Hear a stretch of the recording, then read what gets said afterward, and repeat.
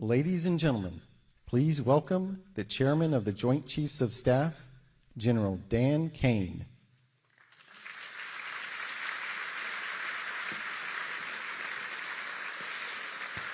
All right, generals, admirals, senior leaders, good morning.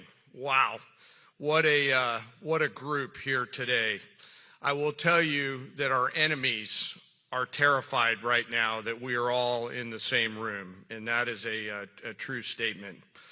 Welcome everyone to Marine Corps Base Quantico and the first ever Key Leaders All Call. To the Commandant and all of the Marines that have made this event possible, thank you.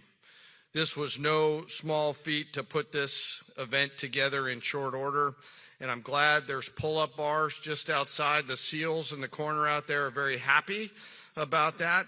I regret to inform you there will not be a PT test after this event because I know you all would crush it.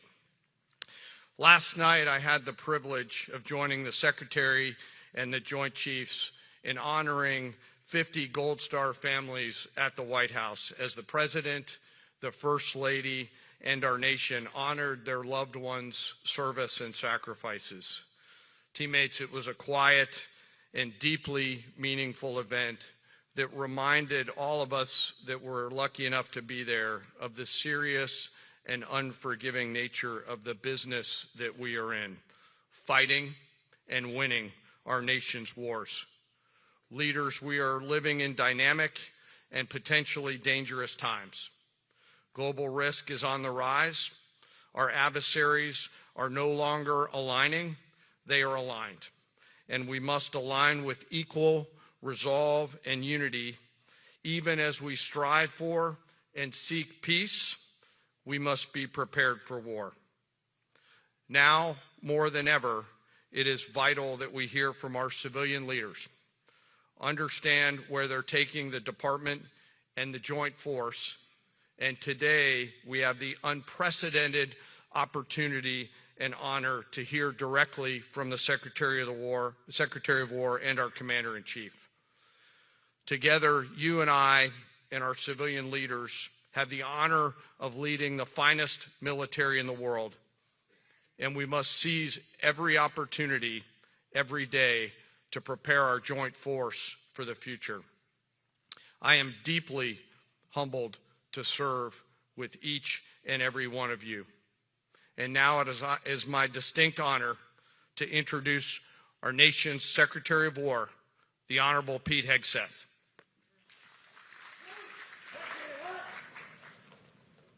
Thank you, Mr. Chairman. Thank you. Please take your seats.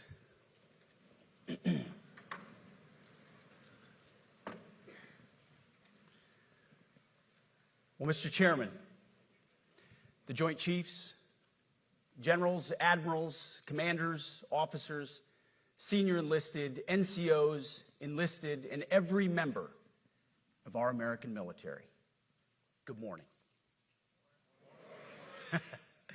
Good morning and welcome to the War Department, because the era of the Department of Defense is over. You see, the motto of my first platoon was, "Those who long for peace must prepare for war." This is, of course, not a new idea. This crowd knows that. The origin dates to the 4th century Rome and has been repeated ever since, including by our first Commander-in-Chief, George Washington, the first leader of the War Department. It captures a simple yet profound truth. To ensure peace, we must prepare for war.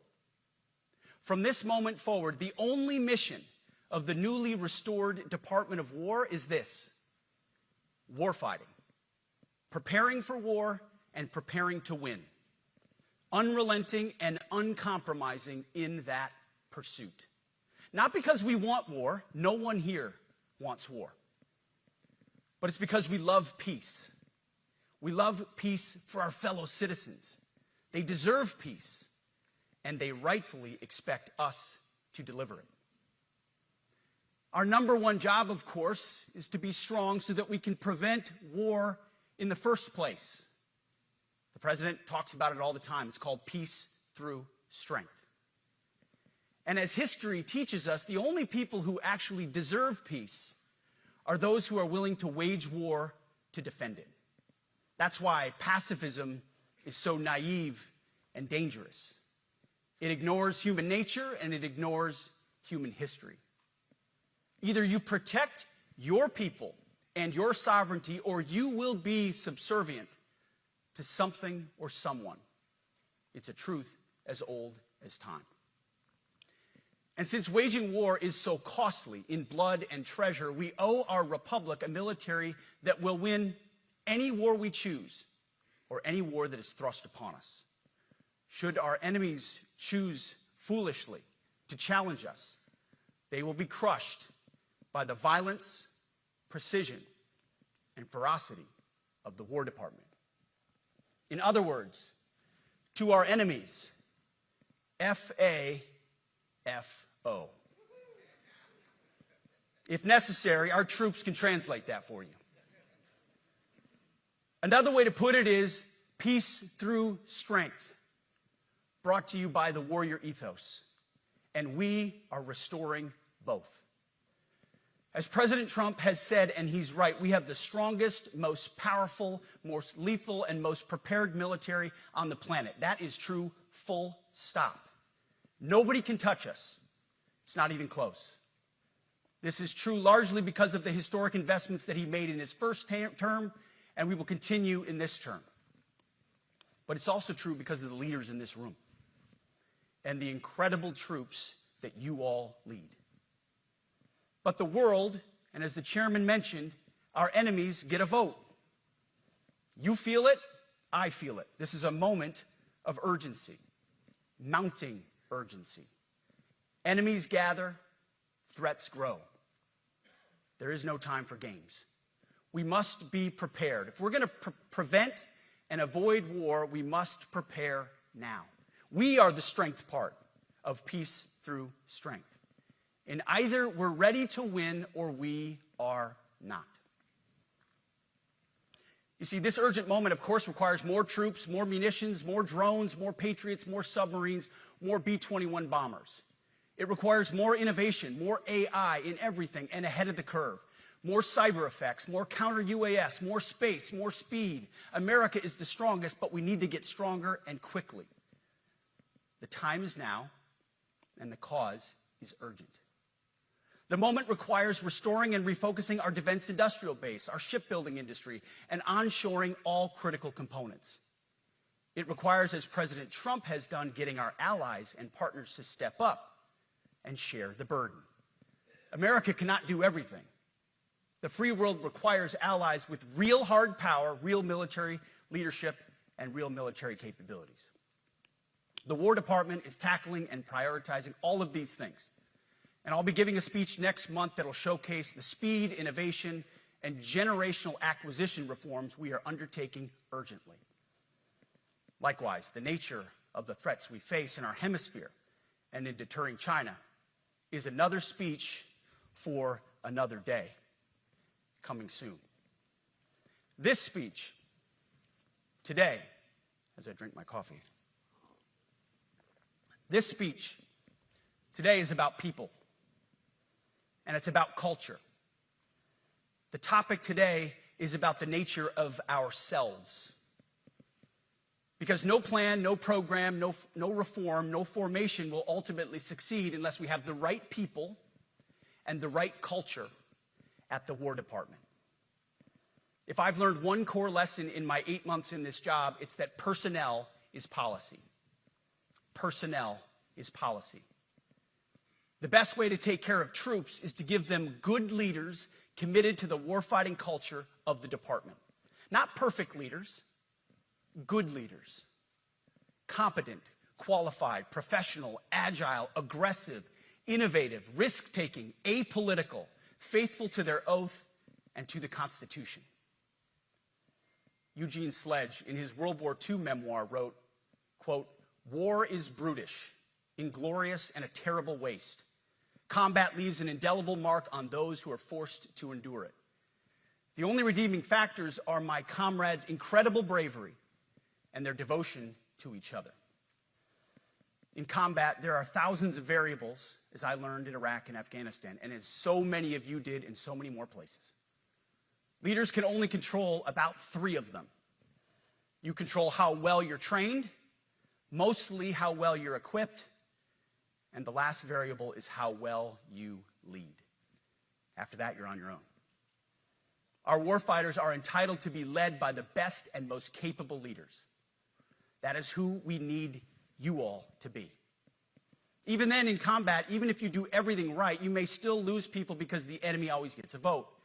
We have a sacred duty to ensure that our warriors are led by the most capable and qualified combat leaders. This is one thing you and I can control, and we owe it to the force to deliver it. For too long, we have simply not done that. The military has been forced by foolish and reckless politicians to focus on the wrong things. In many ways, this speech is about fixing decades of decay. Some of it obvious, some of it hidden. Or as the chairman has put it, we are clearing out the debris, removing the distractions, clearing the way for leaders to be leaders. You might say we're ending the war on warriors. I heard someone wrote a book about that. For too long, we've promoted too many uniformed leaders for the wrong reasons, based on their race, based on gender quotas, based on historic so-called firsts. We've pretended that combat arms and non-combat arms are the same thing. We've weeded out so-called toxic leaders under the guise of double-blind psychology assessments, promoting risk-averse, go-along-to-get-along conformists instead. You name it, the department did it. Foolish and reckless political leaders set the wrong compass heading, and we lost our way. We became the woke department, but not anymore. Right now, I'm looking out at a sea of Americans who made a choice when they were young men and young women to do something most Americans will not, to serve something greater than yourselves, to fight for God and country, for freedom and the Constitution. You made a choice to serve when others did not, and I commend you. You are truly the best of America. But this does not mean, and this goes for all of us, that our path to this auditorium on this day was a straight line, or that the conditions of the formations we lead are where we want them to be. You love your country, and we love this uniform, which is why we must do better. We just have to be honest. We have to say with our mouths what we see with our eyes, to just tell it like it is in plain English, to point out the obvious things right in front of us. That's what leaders must do. We cannot go another day without directly addressing the plank in our own eye, without addressing the problems in our own commands and in our own formations. This administration has done a great deal from day one to remove the social justice, politically correct, and toxic ideological garbage that had infected our department, to rip out the politics. No more identity months, DEI offices, dudes in dresses. No more climate change worship. No more division, distraction, or gender delusions. No more debris. As I've said before, and will say again, we are done with that shit. I've made it my mission to uproot the obvious distractions that made us less capable and less lethal. That said, the War Department requires the next step. Underneath the woke garbage is a deeper problem, and a more important problem that we are fixing and fixing fast. Common sense is back at the White House, so making the necessary changes is actually pretty straightforward. President Trump expects it. And the litmus test for these changes is pretty simple. Would I want my eldest son, who is 15 years old, eventually joining the types of formations that we are currently wielding? If in any way the answer to that is no, or even yes, but, then we're doing something wrong. Because my son is no more important than any other American citizen who dons the cloth of our nation. He is no more important than your son. All precious souls made in the image and likeness of God. Every parent deserves to know that their son or their daughter that joins our ranks is entering exactly the kind of unit that the Secretary of War would want his son to join. Think of it as the golden rule test. Jesus said, "Do unto others that which you would have done unto yourself." It's the ultimate simplifying test of truth. The new War Department golden rule is this: do unto your unit as you would have done unto your own child's unit. Would you want him serving with fat or unfit or undertrained troops? Or alongside people who can't meet basic standards? Or in a unit where standards were lowered so certain types of troops could make it in? In a unit where leaders were promoted for reasons other than merit, performance, and warfighting? The answer is not just no, it's hell no. This means at the War Department, first and foremost, we must restore a ruthless, dispassionate, and common sense application of standards. I don't want my son serving alongside troops who are out of shape, or in combat unit with females who can't meet the same combat arms physical standards as men, or troops who are not fully proficient on their assigned weapons, platform, or task, or under a leader who was the first, but not the best. Standards must be uniform, gender neutral, and high. If not, they're not standards. They're just suggestions. Suggestions that get our sons and daughters killed. When it comes to combat arms units, and there are many different stripes across our joint force, the era of politically correct, overly sensitive, don't hurt anyone's feelings leadership ends right now. At every level, either you can meet the standard, either you can do the job, either you are disciplined, fit, and trained, or you are out. And that's why today, at my direction, and this is the first of 10 Department of War directives that are arriving at your commands as we speak and in your inbox. Today, at my direction, each service will ensure that every requirement for every combat MOS, for every designated combat arms position, returns to the highest male standard only. Because this job is life or death. Standards must be met. And not just met, at every level we should seek to exceed the standard, to push the envelope, to compete. It's common sense and core to who we are and what we do. It should be in our DNA. Today at my direction, we are also adding a combat field test for combat arms units that must be executable in any environment at any time and with combat equipment. These tests, they'll look familiar. They'll resemble the Army Expert Physical Fitness Assessment or the Marine Corps Combat Fitness Test. I'm also directing that warfighters in combat jobs execute their service fitness test at a gender-neutral, age-normed male standard scored above 70%.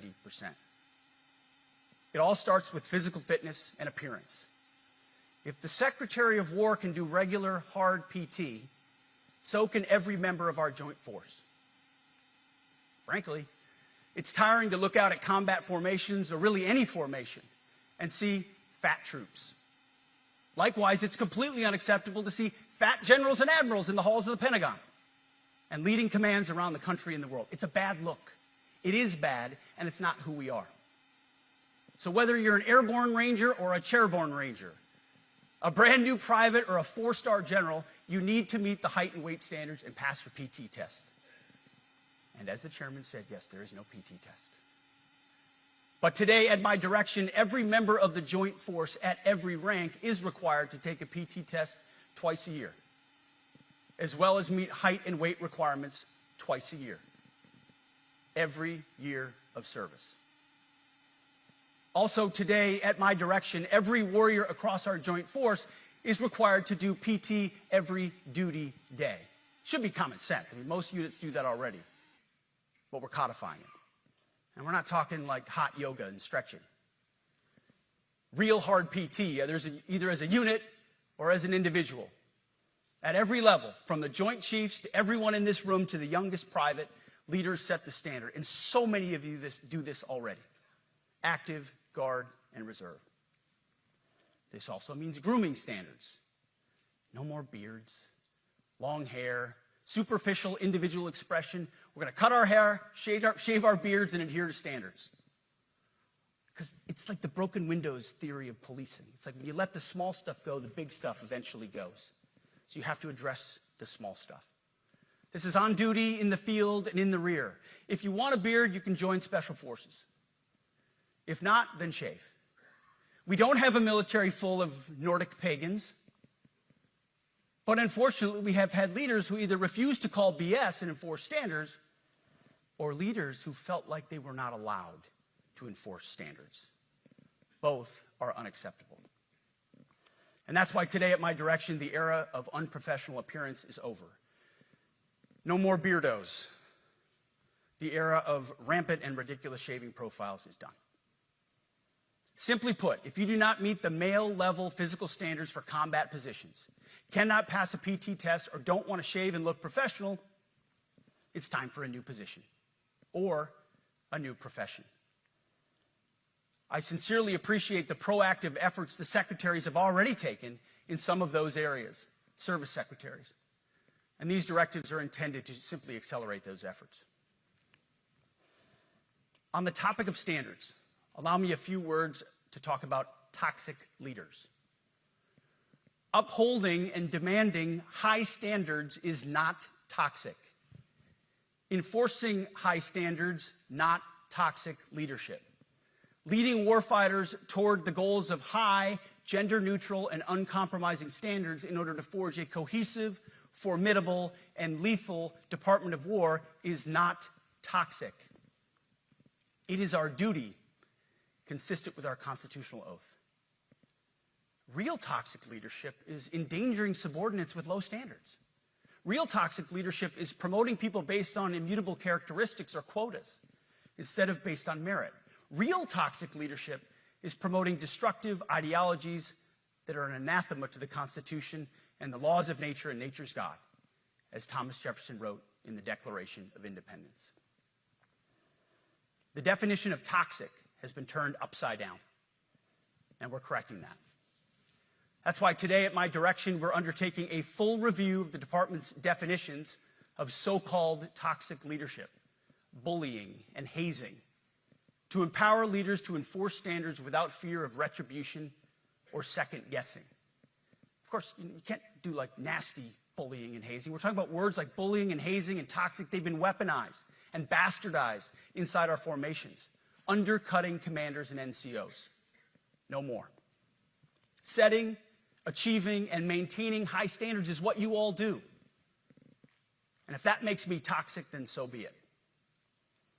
Second, today at our direction, we're ensuring that every service, every unit, every schoolhouse, and every form of professional military education conduct an immediate review of their standards. Now, we've done this in many places already, but today it goes across the entire Department of War. Any place where tried and true physical standards were altered, especially since 2015 when combat arms standards were changed to ensure females could qualify, must be returned to their original standard. Other standards have been manipulated to hit racial quotas as well, which is just as unacceptable. This too must end. Merit only. The president talks about it all the time, merit-based. Here are two basic frameworks I urge you to pursue in this process. Standards I call, my staff's heard all about them, the 1990 test and the E6 test.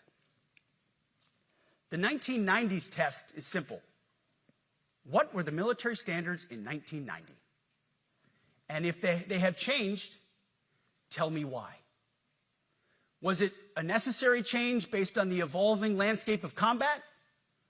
Or was the change due to a softening, weakening, or gender-based pursuit of other priorities?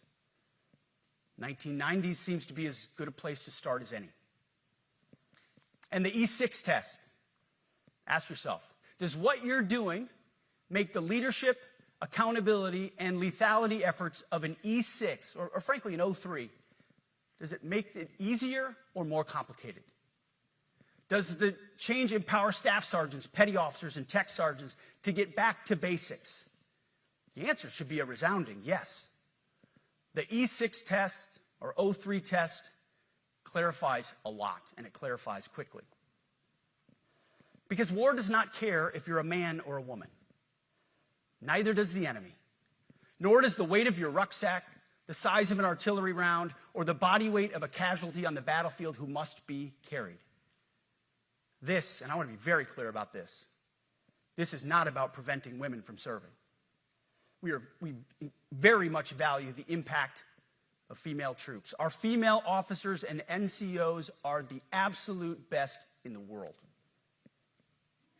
But when it comes to any job that requires physical power to perform in combat, those physical standards must be high and gender neutral. If women can make it, excellent. If not, it is what it is. If that means no women qualify for some combat jobs, so be it. That is not the intent, but it could be the result, so be it. It will also mean that weak men won't qualify because we're not playing games. This is combat. This is life or death. As we all know, this is you versus an enemy hell-bent on killing you. To be an effective, lethal fighting force, you must trust that the warrior alongside you in battle is capable, truly physically capable of doing what is necessary under fire. You know this is the only standard you would want for your kids and for your grandkids. Apply the War Department Golden Rule, the 1990 test, and the E6 test, and it's really hard to go wrong. Third, we are attacking and ending the walking on eggshells and zero-defect command culture. A risk-averse culture means officers execute not to lose instead of to win. A risk-averse culture means NCOs are not empowered to enforce standards. Commanders and NCOs don't take necessary risks or make tough adjustments for fear of rocking the boat or making mistakes. A blemish-free record is what peacetime leaders covet the most, which is the worst of all incentives. We, as senior leaders, need to end the poisonous culture of risk aversion and empower our NCOs at all levels to enforce standards. Truth be told, for the most part, we don't need new standards. We just need to reestablish a culture where enforcing standards is possible.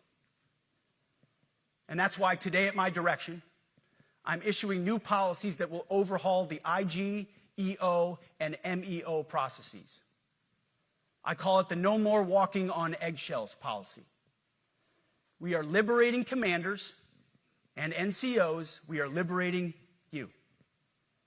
We are overhauling an inspector general process, the IG, that has been weaponized, putting complainers, ideologues, and poor performers in the driver's seat. We're doing the same with the equal opportunity and military equal opportunity policies, the EO and MEO at our department. No more frivolous complaints, no more anonymous complaints, no more repeat complainants, no more smearing reputations, no more endless waiting, no more legal limbo, no more sidetracking careers, no more walking on eggshells. Of course, being a racist has been illegal in our formation since 1948. The same goes for sexual harassment. Both are wrong and illegal. Those kinds of infractions will be ruthlessly enforced. But telling someone to shave or get a haircut or to get in shape or to fix their uniform or to show up on time or to work hard, that's exactly the kind of discrimination we want. We are not civilians. You are not civilians. You are set apart for a distinct purpose. So we, as a department, need to stop acting and thinking like civilians and get back to basics and put the power back in the hands of commanders and NCOs. Commanders and NCOs who make life and death decisions. Commanders and NCOs who enforce standards and ensure readiness. Commanders and NCOs who in this War Department have to look in the mirror and they have to pass the golden rule test. My kids, your kids, America's sons and daughters. So I urge you all here today and those watching, take this guidance and run with it. The core of this speech is the 10 directives we're announcing today. They were written for you, for Army leadership, for Navy leadership, for Marine Corps leadership, for Air Force leadership, Space Force leadership. These directives are designed to take the monkey off your back and put you, the leadership, back in the driver's seat. Move out with urgency because we have your back. I have your back. And the Commander-in-Chief has your back. And when we give you this guidance, we know mistakes will be made. It's the nature of leadership. But you should not pay for earnest mistakes for your entire career.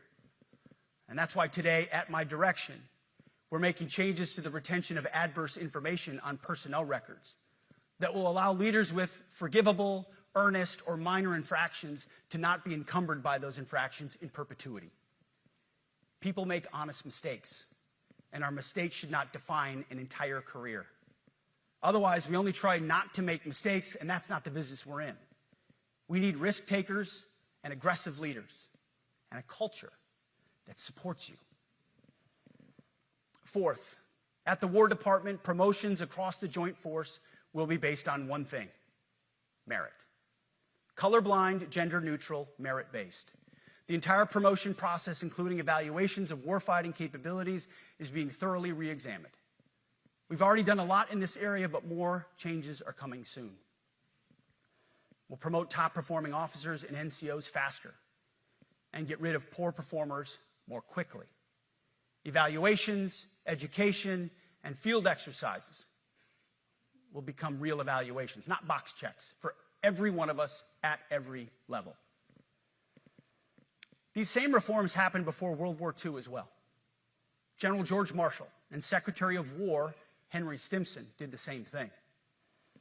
And we won a world war because of it. As it happens, when he started the job, Chairman Kane gave me a frame and a photo to hang in my office. A matching frame and photo hangs in his. It's a photo of Marshall and Stimson preparing for World War II. Those two leaders famously kept the door open between their offices for the entirety of the war. They worked together, civilian and uniform, every single day. Chairman Kane and I do the same. There is no daylight between us. Our doors are always open. Our job together is to ensure our military is led by the very best, ready to answer the nation's call. Fifth, as you have seen, and the media has obsessed over, I have fired a number of senior officers since taking over. The previous chairman, other members of the Joint Chiefs, combatant commanders, and other commanders. The rationale for me has been straightforward. It's nearly impossible to change a culture with the same people who helped create or even benefited from that culture, even if that culture was created by a previous president and previous secretary. My approach has been simple. When in doubt, assess the situation, follow your gut, and if it's the best for the military, make a change. We all serve at the pleasure of the president every single day. But in many ways, it's not their fault. It's not your fault. As foolish and reckless as the woke department was, those officers were following elected political leadership. An entire generation of generals and admirals were told that they must parrot the insane fallacy that, quote, our diversity is our strength. Of course, we know our unity is our strength. They had to put out dizzying DEI and LGBTQI+ statements. They were told females and males are the same thing, or that males who think they're females is totally normal. They were told that we need a green fleet and electric tanks. They were told to kick out Americans who refuse an emergency vaccine. They followed civilian policies set by foolish and reckless political leaders. Our job, my job, has been to determine which leaders simply did what they must to answer the prerogatives of civilian leadership, and which leaders are truly invested in the woke department, and therefore incapable of embracing the War Department and executing new lawful orders. That's it. It's that simple. So for the past 8 months, we've gotten a good look under the hood of our officer corps. We've done our best to thoroughly assess the human terrain. We've had to make trade-offs and some difficult decisions. It's more of an art than a science. We have been and will continue to be judicious, but also expeditious. The new compass heading is clear. Out with the Shirellis, the Mackenzies, and the Millies, and in with the Stockdales, the Schwarzkopfs, and the Pattons. More leadership changes will be made, of that I'm certain. Not because we want to, but because we must. Once again, this is life and death. The sooner we have the right people, the sooner we can advance the right policies. Personnel is policy.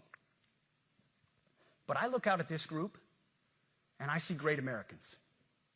Leaders who have given decades to our great republic, at great sacrifice to yourselves and to your families. But if the words I'm speaking today are making your heart sink, then you should do the honorable thing and resign. We would thank you for your service. But I suspect, I know, the overwhelming majority of you feel the opposite. These words make your hearts full. You love the War Department because you love what you do, the profession of arms. You are hereby liberated to be an apolitical, hard-charging, no-nonsense, constitutional leader that you joined the military to be. We need you locked in on the M, not the D, the E, or the I, not the DEI or the DIE of dime. By that I mean the M, military, of the instruments of national power. We have entire departments across the government dedicated to diplomatic, informational, and economic lines of effort. We do the M. Nobody else does. And our GOFOs need to master it in every domain and every scenario. No more distractions, no more political ideologies, no more debris. Now, of course, we're going to disagree at times. We would not be Americans if we didn't. Being a leader in a large organization like ours means having frank conversations and differences of opinion. You will win some arguments, and you will lose some arguments. But when civilian leaders issue lawful orders, we execute. We are professionals in the profession of arms. Our entire constitutional system is predicated upon this understanding. Now, it seems like a small thing, but it's not. This includes as well the behavior of our troops online. To that end, I want to thank and recognize the services for their new proactive social media policies. Use them. Anonymous, online, or keyboard complaining is not worthy of a warrior. It's cowardice masquerading as conscience. Anonymous, unit-level social media pages that trash commanders, demoralize troops, and undermine unit cohesion must not be tolerated. Again, O3s, E6s. Sixth, we must train and we must maintain. Any moment that we are not training on our mission or maintaining our equipment is a moment we are less prepared for preventing or winning the next war. That is why today, at my direction, we are drastically reducing the ridiculous amount of mandatory training that individuals and units must execute. We've already ended the most egregious. Now we're giving you back real time. Less PowerPoint briefings and fewer online courses, more time in the motor pool, and more time on the range. Our job is to make sure you have the money, equipment, weapons, and parts to train and maintain, and then you take it from there. You all know this because it's common sense. The tougher and the higher the standards in our units, the higher the retention rates in those units. Warriors want to be challenged. Troops want to be tested. When you don't train and you don't maintain, you demoralize. And that's when our best people decide to take their talents to the civilian world. The leaders who created the woke department have already driven out too many hard chargers. We reverse that trend right now. There is no world in which high-intensity war exists without pain, agony, and human tragedy. We are in a dangerous line of work. You are in a dangerous line of work. We may lose good people. But let no warrior cry out from the grave, "If only I had been properly trained." We will not lose warfighters because we failed to train or equip them or resource them. Shame on us if we do. Train like your warriors' lives depend on it, because they do. To that point, basic training is being restored to what it should be: scary, tough, and disciplined. We're empowering drill sergeants to instill healthy fear in new recruits, ensuring that future warfighters are forged. Yes, they can shark attack, they can toss bunks, they can swear, and yes, they can put their hands on recruits. This does not mean they can be reckless or violate the law, but they can use tried and true methods to motivate new recruits, to make them the warriors they need to be. Back to basics at basic as well. Of course, and you know this, basic training is not where mission readiness should end. The nature of the evolving threat environment demands that everyone, in every job, must be ready to join the fight if needed. A core credo of the Marine Corps is every Marine a rifleman. It means that everyone, regardless of MOS, is proficient enough to engage an enemy threat at sea, in the air, or in a so-called rear area. We need to ensure that every member of our uniformed military maintains baseline proficiency in basic combat skills, especially because the next war, like the last, will likely not have a rear area. Finally, as President Trump rightly pointed out when he changed the department name, the United States has not won a major theater war since the name was changed to the Department of Defense in 1947. One conflict stands out in stark contrast: the Gulf War. Why? Well, there's a number of reasons, but it was a limited mission with overwhelming force and a clear end state. But why did we execute and win the Gulf War the way we did in 1991? There's two overwhelming reasons. One was President Ronald Reagan's military buildup gave an overwhelming advantage. And two, military and Pentagon leadership had previous formative battlefield experiences. The men who led this department during the Gulf War were mostly combat veterans of the Vietnam War. They said never again to mission creep or nebulous end states. The same holds true today. Our civilian and military leadership is chock full of veterans from Iraq and Afghanistan who say never again to nation building and nebulous end states. This clear-eyed view, all the way in the White House, combined with President Trump's military buildup, postures us for future victories if, and we will, and when we embrace the War Department. And we must. We are preparing every day. We have to be prepared for war, not for defense. We're training warriors, not defenders. We fight wars to win, not to defend. Defense is something you do all the time. It's inherently reactionary and can lead to overuse, overreach, and mission creep. War is something you do sparingly, on our own terms, and with clear aims. We fight to win. We unleash overwhelming and punishing violence on the enemy. We also don't fight with stupid rules of engagement. We untie the hands of our warfighters to intimidate, demoralize, hunt, and kill the enemies of our country. No more politically correct and overbearing rules of engagement. Just common sense, maximum lethality, and authority for warfighters. That's all I ever wanted as a platoon leader. And it's all my E6 squad leaders ever wanted, back to that E6 rule.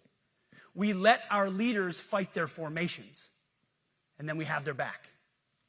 It's very simple, yet incredibly powerful. A few months ago, I was at the White House when President Trump announced his Liberation Day for America's trade policy. It was a landmark day. Well, today is another Liberation Day. The liberation of America's warriors, in name, in deed, and in authorities. You kill people and break things for a living. You are not politically correct and don't necessarily belong always in polite society. We are not an army of one. We are a joint force of millions of selfless Americans. We are warriors. We are purpose-built, not for fair weather, blue skies, or calm seas. We were built to load up in the back of helicopters, 5 tons, or Zodiacs, in the dead of night, in fair weather or foul, to go to dangerous places, to find those who would do our nation harm, and deliver justice on behalf of the American people in close and brutal combat if necessary. You are different. We fight not because we hate what's in front of us. We fight because we love what's behind us. You see, the Ivy League faculty lounges will never understand us, and that's okay, because they could never do what you do. The media will mischaracterize us, and that's okay, because deep down they know the reason they can do what they do is you. In this profession, you feel comfortable inside the violence so that our citizens can live peacefully. Lethality is our calling card, and victory our only acceptable end state. In closing, a few weeks ago, at our monthly Pentagon Christian prayer service, I recited a commander's prayer. It's a simple yet meaningful prayer for wisdom for commanders and leaders. I encourage you to look it up if you've never seen it. But the prayer, it ends like this. And most of all, Lord, please keep my soldiers safe. Lead them, guide them, protect them, watch over them. And as you gave all of yourself for me, help me give all of myself for them. And amen. I have prayed this prayer many times since I've had the privilege of being your secretary.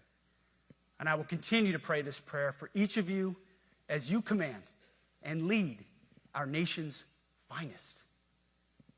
Go forth and do good things, hard things. President Trump has your back, and so do I. And you'll hear from him shortly. Move out and draw fire, because we are the War Department. Godspeed. Room, attention.